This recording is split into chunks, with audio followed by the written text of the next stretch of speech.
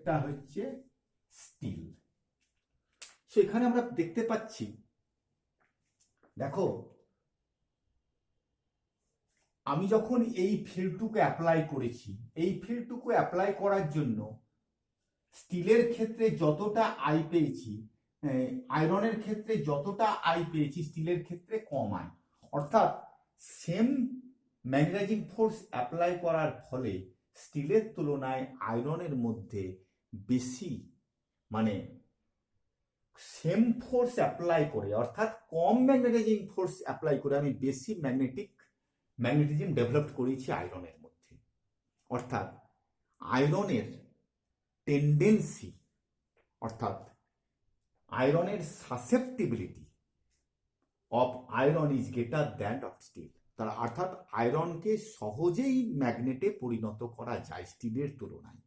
So from this curve we come to the conclusion, if we apply the same magnetizing force, then the tendency to be magnetized of iron is greater than that of the steel. So susceptibility of iron is greater than that of the steel from the hysteresis curve. তাহলে আমরা খুব easily আয়রনকে ম্যাগনেটে পরিণত করতে আমরা যত ইজিতে পারবো, স্টিলকে ততটা easily আমরা পারবো না। এখান থেকে একটা বোঝা গেল। Number 2, susceptibility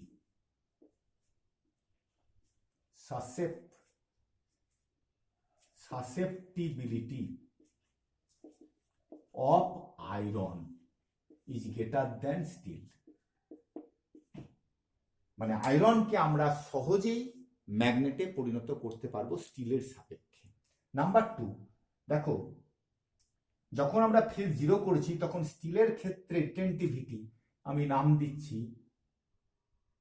H G, suppose জি, এটা জি ড্যাশ আর এটা জি।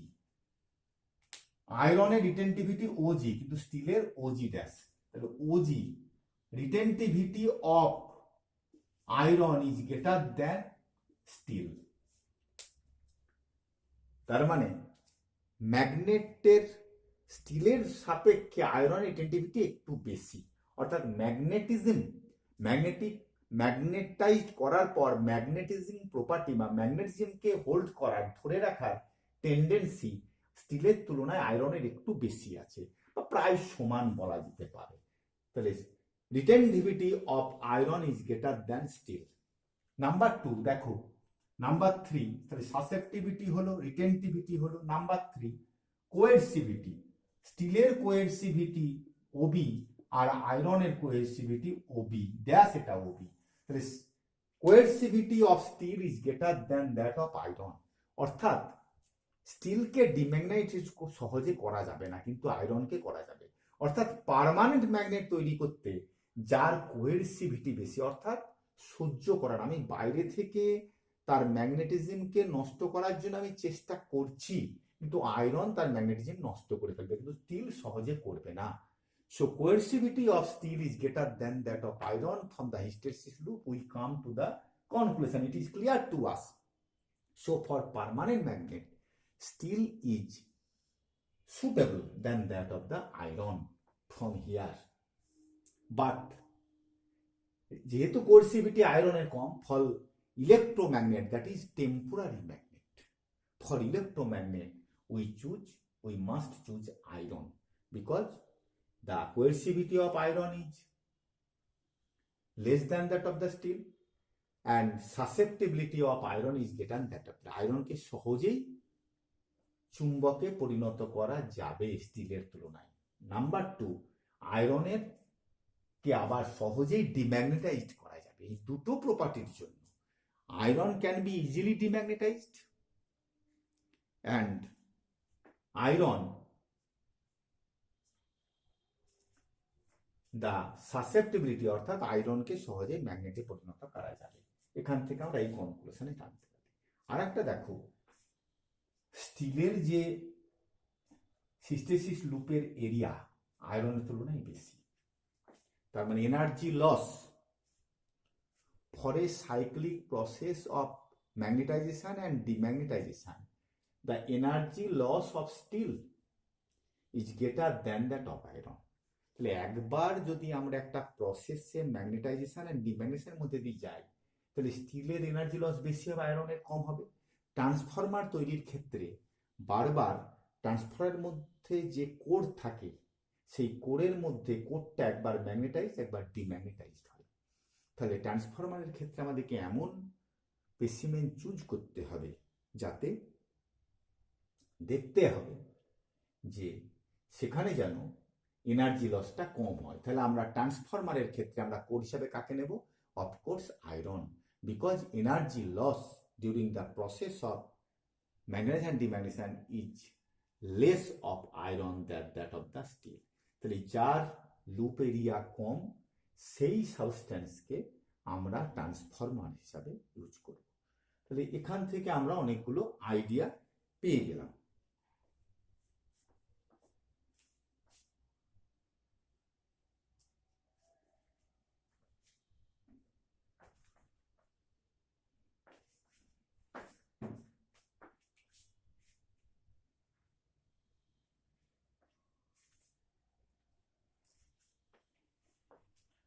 নেক্সট আমরা একটু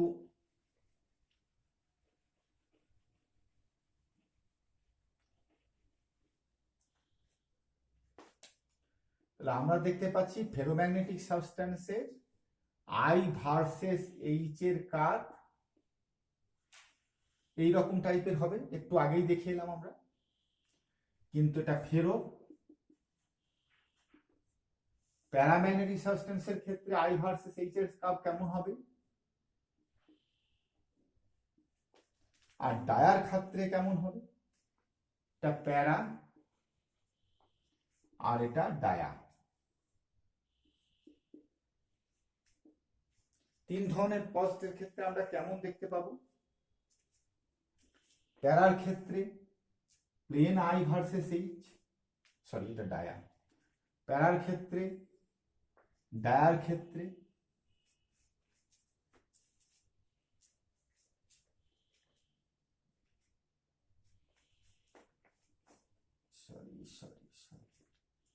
ডায়ার ক্ষেত্রে এইচ যত আমরা বাড়াবো আই তত ডিক্রিজ করবে, এটা ফোর্থ কোঅর্ডিনেট। এখানে এইচ যত বাড়াবো আই, ফেরো প্যারা dia, I versus H curve of three magnetic substances. Clear? এখানে প্যারার ক্ষেত্রে আই আর এইচ এর মধ্যে রিলেশনটা কি? একদম সিম্পল রিলেশন। আমরা আগের দিন বলেছি xm equal to C by H.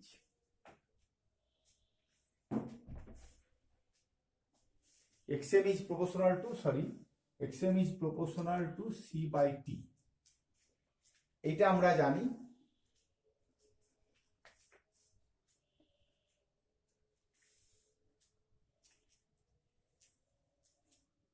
I is proportional to h প্যারার ক্ষেত্রে,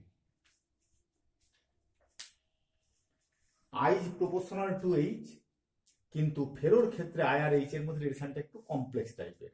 তাহলে দিস ইজ ফেরো, দিস ইজ প্যারা, this is dia.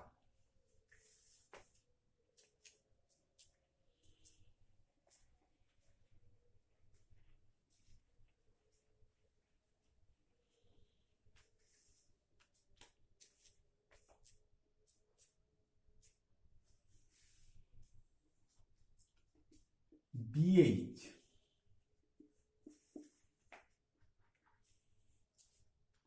this is 45 degree,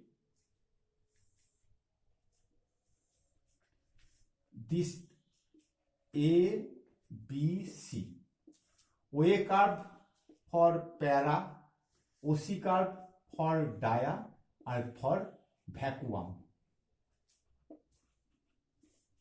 ভ্যাকুয়ামের ক্ষেত্রে B ইকুয়াল টু H, প্যারার ক্ষেত্রে B is greater than H, ডায়ার ক্ষেত্রে B লেস দ্যান H। চলো, this angle 45 degree, 45 ডিগ্রিতে B and H ইকুয়াল, প্যারা, ভ্যাকুয়াম and ডায়া, ভ্যাকুয়ামের ক্ষেত্রে B এবং H ইকুয়াল।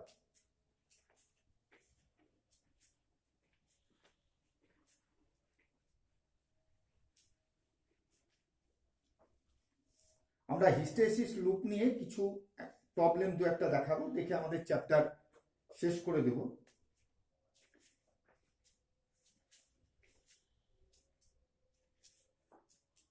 একটা iron specimen, iron ferromagnetic substance, তার মাস ভর 84 কেজি, ডেনসিটি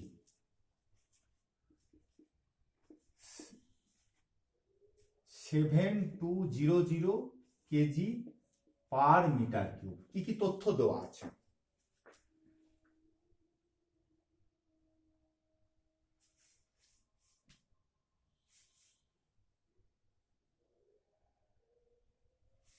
এটাকে this iron passage is over a মানে প্রসেস অফ ম্যাগনেটাইজেশন ডিম্যাগনেটাইজেশন করা হচ্ছে।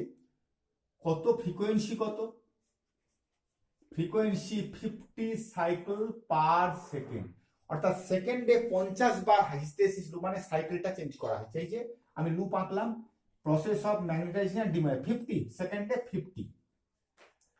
তাহলে টোটাল এনার্জি লস বার করতে হবে। কি বার করতে হবে? টোটাল এনার্জি লস বলে দিয়েছে, total energy 3.2 into total energy loss হচ্ছে 3.2 ইন্টু 10⁴ জুল। তাহলে find out the energy,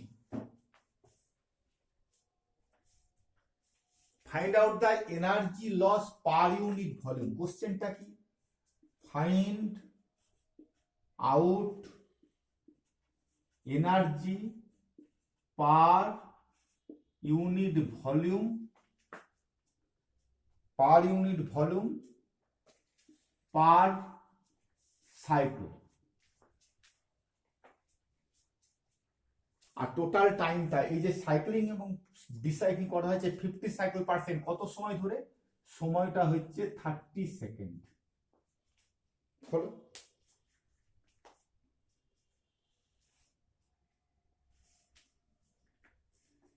find out energy per unit volume per cycle per second.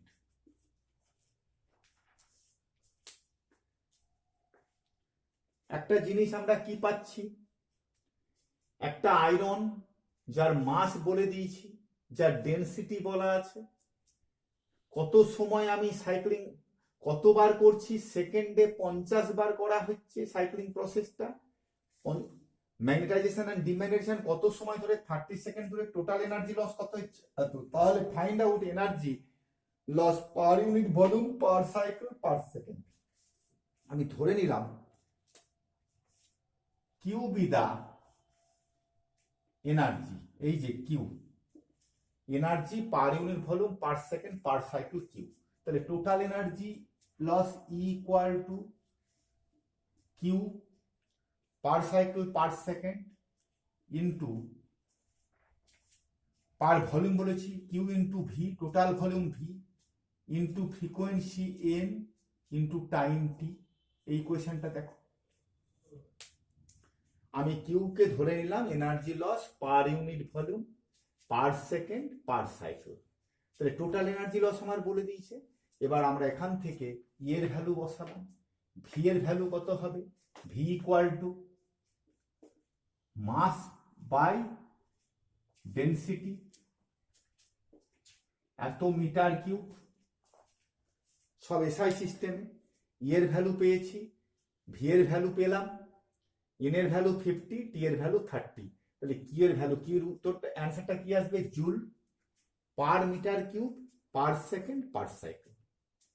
আমার টোটাল সাইকেল কত? 50 সাইকেল। কত সেকেন্ড ধরে আমি কাজটা করেছি? 30 সেকেন্ড ধরে। টোটাল এনার্জি আমরা যদি ভ্যালুটা বসি, তাহলে তোমরা নিজেরা এটাকে প্রবলেমটাকে সলভ করে নিতে পারবে।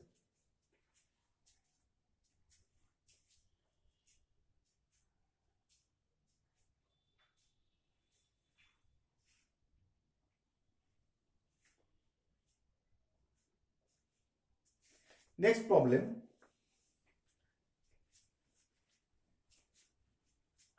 একটা বার ম্যাগনেট বা কোনো specimen magnet, the coercivity, number 2 problem.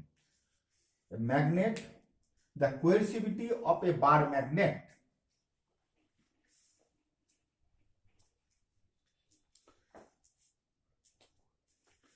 Coercivity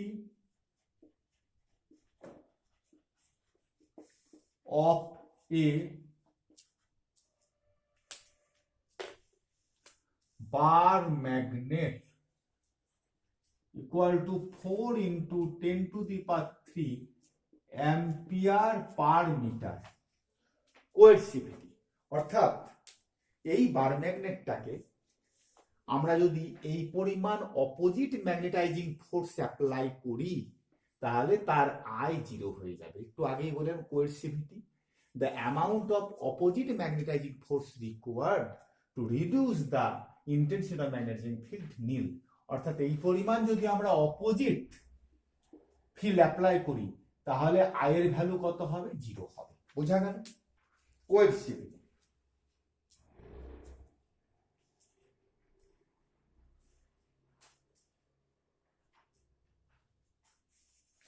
এইটাকে আমরা ডিম্যাগনেটাইজ করবো বার ম্যাগনেটটাকে। কি করেছি? একটা সলিনয়েডের মধ্যে ঢুকিয়ে দিয়েছি। ভালো করে বোঝো, কোশ্চেনটাকে বোঝার চেষ্টা করো। এই একটা সলিনয়েড,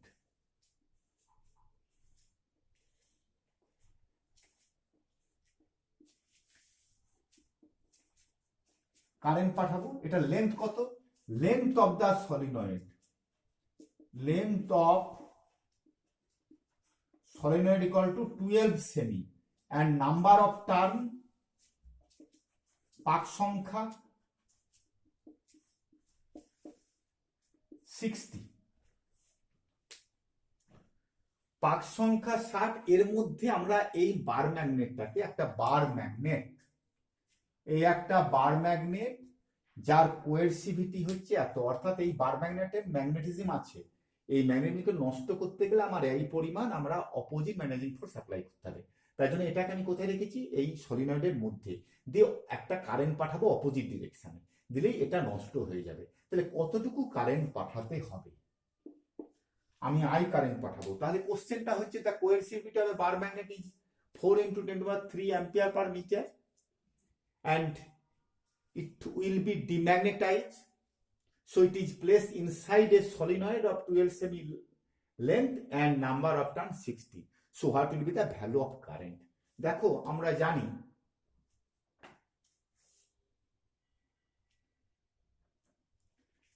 B equal to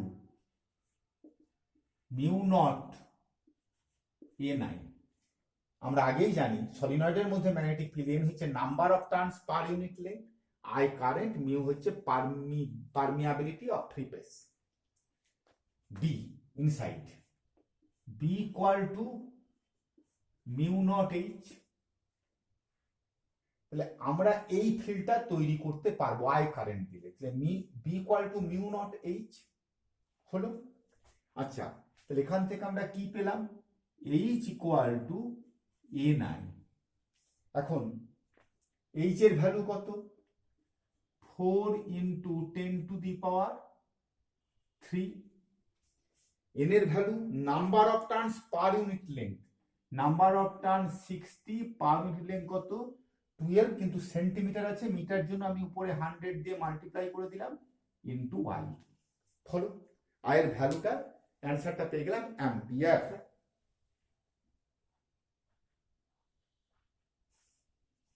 আবার বলি, এইচ এর ভ্যালু বসিয়ে দিলাম, এন এর value number of turns per unit 60/12 into 100 I. ব্যাপারটা বোঝা গেল? আই এর ভ্যালু কিসে আসবে?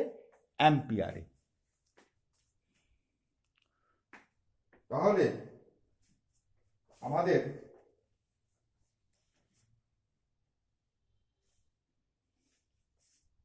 ক্লাসিফিকেশন অফ ম্যাগনেটিক মেটেরিয়ালের যে লাস্ট চ্যাপ্টার, লাস্ট পার্টটা ছিল, সেটাকে আমরা শেষ করে দিলাম। কি কি কোশ্চেন হতে পারে, কি কি প্রবলেম বললাম।